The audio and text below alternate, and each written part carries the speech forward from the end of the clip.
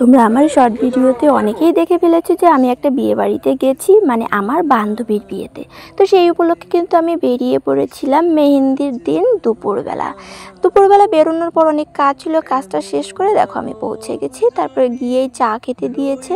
এরপরে দেখো প্রত্যেকটা লুকের জন্য আমি ড্রেসগুলো দেখছিলাম, ড্রেসগুলো দেখে সঙ্গে ভিডিও করে নিচ্ছিলাম। কি সুন্দর লাগছে, মানে ডিজাইনগুলো, ব্লাউজের ডিজাইনগুলো খুব পছন্দের হয়েছে আমার। এরপরে দেখো প্রত্যেকটা শাড়ি ড্রেসগুলোকে আমি একটু ভিডিও করে নিচ্ছিলাম, আর বিয়ের গয়নাগুলোকে একটু আমি দেখে নিলাম। এরপরে আমরা একটু ঘুরেই কিন্তু খাওয়া দাওয়া করে বসে পড়েছিলাম মেহেন্দির জন্য। মেহেন্দি পুরো প্যাকেট নিয়ে বসেছি, কারণ ওকে মেহেন্দি পরাবো। আর এই মেহেন্দি পরাতে জানো আমার কয়েক ঘন্টা লেগেছে?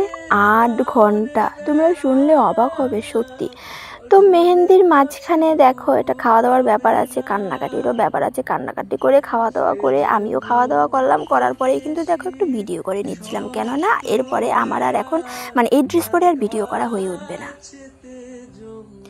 তারপরে কি এখানে ভিডিও করে কিন্তু আবার বসে পড়লাম মেহেন্দি করার জন্য।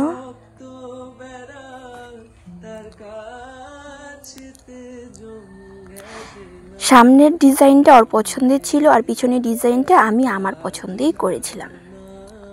আর এইদিকে দেখো আমি একটু ভিডিও করে নিচ্ছিলাম যে 1টা 1:30 বেজে গেছে প্রায়, আর ওর চোখের অবস্থা মানে খুব ঘুম ঘুম ভাব। কিন্তু কিচ্ছু করার নেই ভাই, মেহেন্দি তো পড়তেই হবে।